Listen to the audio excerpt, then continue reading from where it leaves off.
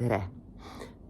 Tänaseks valitud eesti keele ja meele õppematerjali puhul võiks öelda taas, et me ei ole mitte midagi ajaloo jooksul õppinud. Inimkond on suutnud endale ikka ja jälle korraldada väga inspireerivat, loovaks muutvat vajadust väljenduda mõistu, väljenduda läbi lillede, väljenduda, sest süda käsib, aga otse öeldes sind kas ei avaldata või siis avaldatakse sind posthuumselt, sind avaldatakse võõrsil, ükski prohvet pole kuulus omal maal, ümberütlemise esimene maailmameister oli Aesopos, sealt edasi teate küll Shakespeare, salongi komöödiate autorid, kõik on olnud sunnitud välja mõtlema mitmekihilisi tekste. Meid õpetas nõukogude aeg. Oh üllatust, kolhoosidest, sovhoosidest ja praegusest Brüsseli kolhoosist räägib ka Hannes Võrno tekst. Ja sinul on võimalus pärast seda, kui me oleme ära korrastanud teksti, analüüsida teksti sisu ja kirjuta siis siiapoole oma mõistujutt eestlastest. Selline saab tekst meil olema. Tänan õnne, et Hannes enne teksti avaldamist ei vaadanud liiga põhjalikult teda üle, on vähemasti millestki rääkida, eks, heatahtlikult. Väga heatahtlikult. Nii siis, Hannes Võrno räägib meile seekord rannarahvast. Pealkirja paningi juba selle väikese tähega, sel lihtsal põhjusel, et siis ka, kui meil on tegemist allegoorilise, metafoorse, kujuteldava rahvaga, ikka väikese tähega, nii nagu eestlane, venelane, tšuktš, ikka väikese tähega. Ja ka muinasjutu puhul ei ole pealkirja lõpus punkti. Oli kord mereäärne rahvas, keda kutsuti väikese tähega rannarahvaks. Neil olid paadid, võrgud ja vabadus minna merele siis, kui meri ise lubas. Mõni sai saaki heldemalt, teine vähim, kuid kõik mõistsid, et meri ei tee allahindlusi. Kes töötas, sellel oli lootust. Semikoolon on meil põhimõtteliselt ametlike tekstide, dokumentide, uurimistööde kirjavahemärk. Me kasutame sel juhul semikoolonit, kui meil on juba mingisugune loetelubukett, koma, ja siis tuleb üks bukett veel ja siis järgmise ja eelmise komadega eraldatud buketi üksteisest eraldame nende semikoolonitega. Siin on pigem mõttekriips või koolon.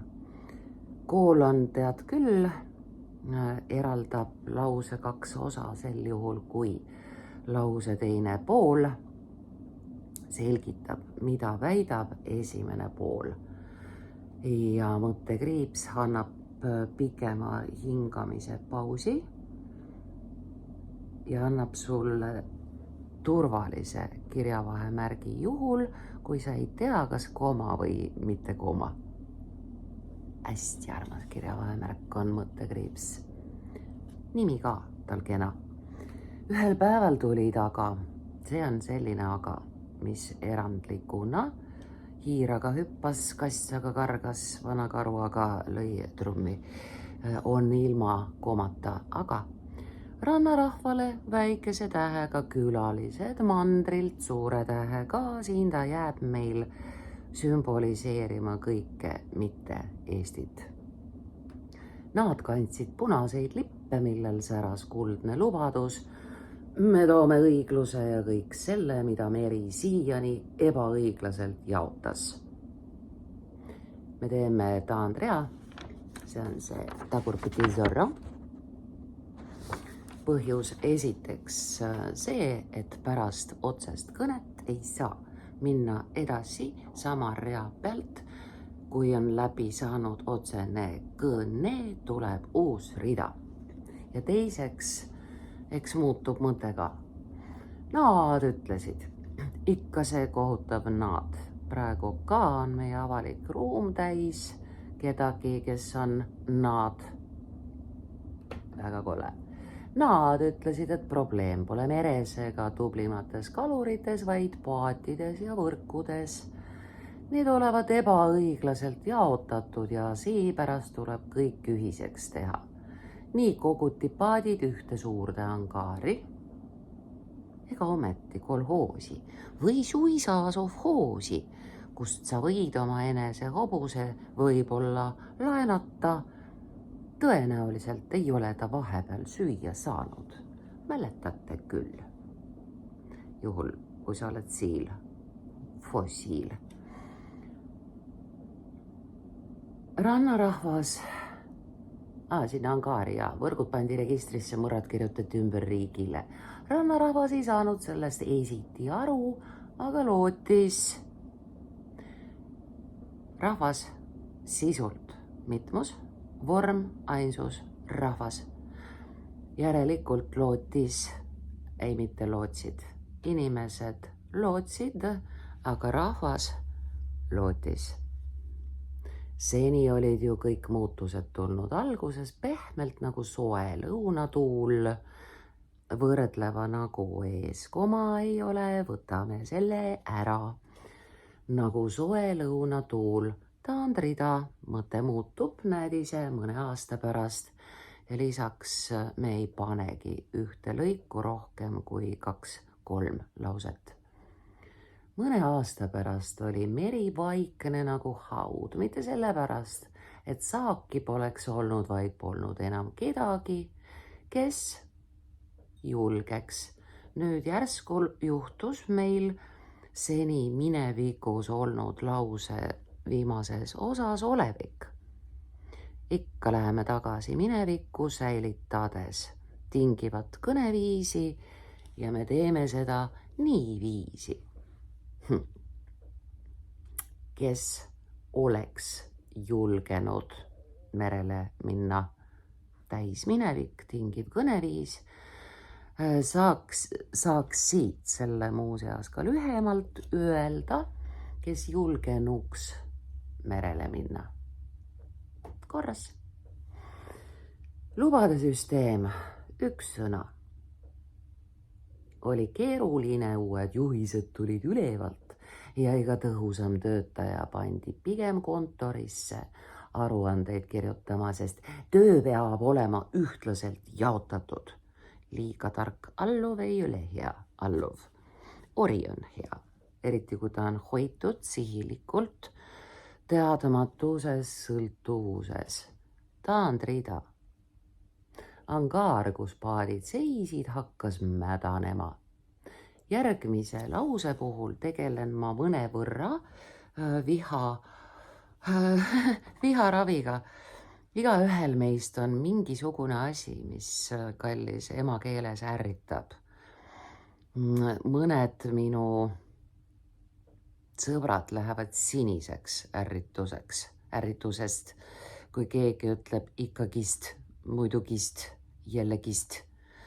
See muidugist, ikkagist on küll, aga mind ei aja ei siniseks ega trikoloriks.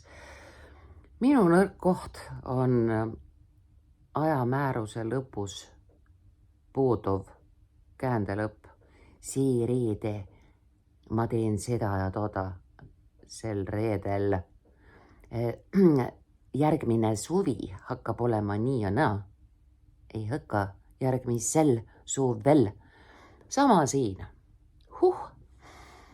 Ehk siis igal nädalal võeti sealt midagi ühisvaraks ja igal kool ilmus mõni uus ametnik, kes selgitas, et varasemad juhised tuleb välja vahetada veelgi õiglasemate vastu. Kui sa vahetad midagi millegagi, siis sul on tõenäoliselt vasakus jalas pärast millegagi vahetamist parema jala sokk. Kui sa vahetad millegi vastu, siis sa saad puhtad sokid. Tuleval reedel. Rannarahvas õppis peagi, et tähtis pole enam meri ega töö, vaid koosolekud ja õiged sõnad. Neist, kel oli selgroogu, said vaikijad, neist, kel polnud, said juhid. Eks ta meil tegelikkuses näinud välja sedasi, et taiplikud emigreerusid paatidega üle mere. Naiivsed viidi Siberisse, mõni tuli tagasigi. Ja siis olid need, kes konformeerusid punaseks kätte ära värvusid, redised, võib-olla seest valged ka, teate küll kujundit. Igal juhul neid me nüüd usinasti tühistame. Ja ühtlasi olid meil seesugused Eino Baskini ja Lembit Sibula tüüpi üliägedad satiirikud, humoristid, kes rääkisid asjadest nii, nagu need on, ainult veidi teistmoodi. Palju kergendust ja vabastavat naeru tõid nad. Aitäh! Aastad möödusid, paatide palged murenesid, võrguniidid muutusid ussitanuks. Ja kui lõpuks kogu see maailm tolmuks varises, polnud enam vahet, kes kunagi paremini merd lugeda oskas. Kõik hakkasid otsima teed mandri poole. Tüüpilisim lahkumise nipp oli astuda usuorganisatsiooni Livets Ord elu sõna liikmeks. Jumal aitas raudse eesriide tagant välja. Laulva revolutsiooni ajal tuldi tagasi ja elu läks edasi, kuni seal lubati puhtaid säravvalgeid lehti, kuhu rahvuse uut minevikku kirjutada. Ülihea kujund. Minevikku ümberkirjutamine, pidev inimkonna tegevus iga riigipöörde järel. Ja antud juhul nii lihtsalt ühe väljendiga on Hannes Võrnol kõik öeldud. Aga ajalugu see vanamees kavalate silmadega ei maga kunagi. Rannarahvas ärkas ühel päeval ja avastas, et kuigi punased lipud olid kadunud, oli nende asemele tulnud midagi väga tuttavat. Uued tulijad saabusid mandrilt suure M-iga. Kui me juba läksime suure M-i teed, siis suur M on ka siin mandril. Seekord mitte punaste, vaid euroopalike loosungitega. Jutumärgid eesti keeles algavad alt. Euroopas ka.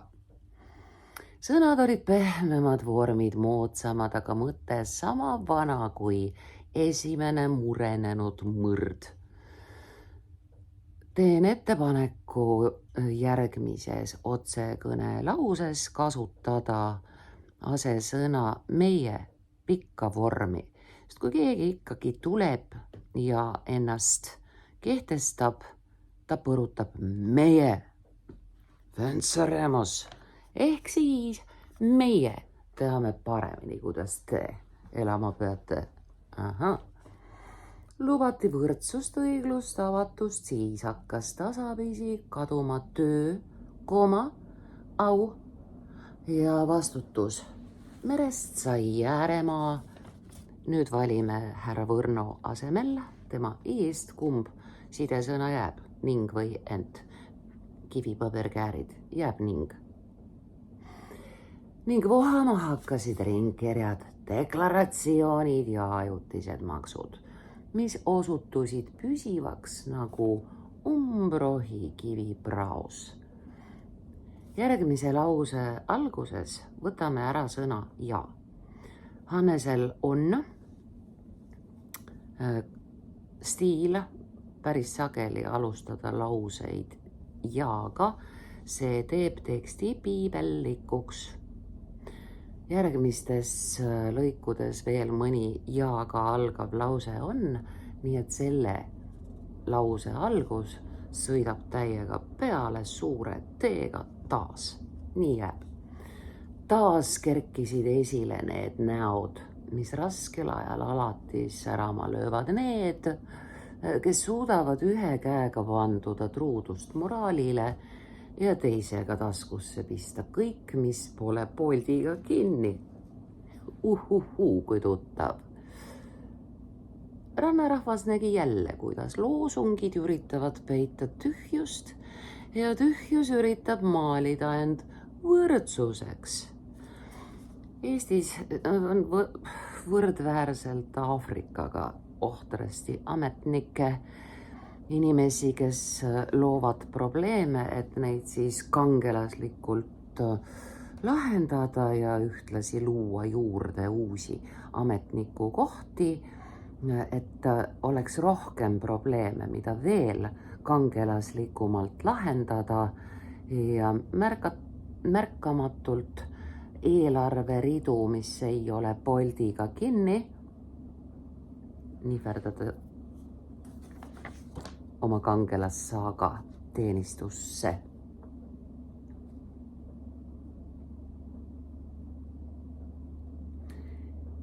Järgmise lause algus on sõna halvad suure H-ga, sest sidesõna pigem oleks ja võimalik kahtlemata jätkata sama soojaga üht ja sama lauset, sesti ette panna koma ja kütta edasi, aga lause läheb sel viisil väga pikaks.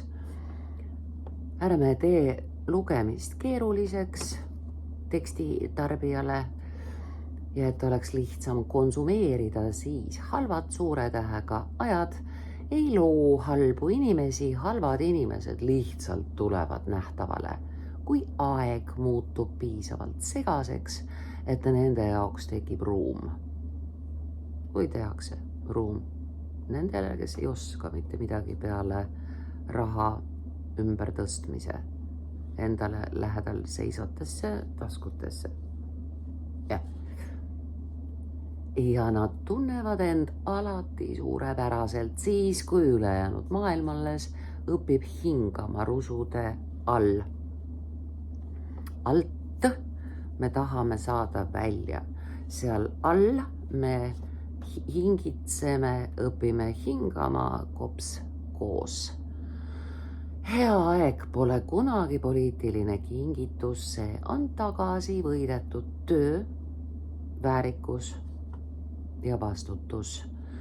Vabadus ei kordu iseenesest, kuid võimuvõtted üks sõna, ta on mõlemal juhul üks sõna, nii siis, kui on tehnika võimuvõtted või siis võimu ülevõtmine, riigipööre, võimuvõte, võimuvõtmine, ikka üks sõna.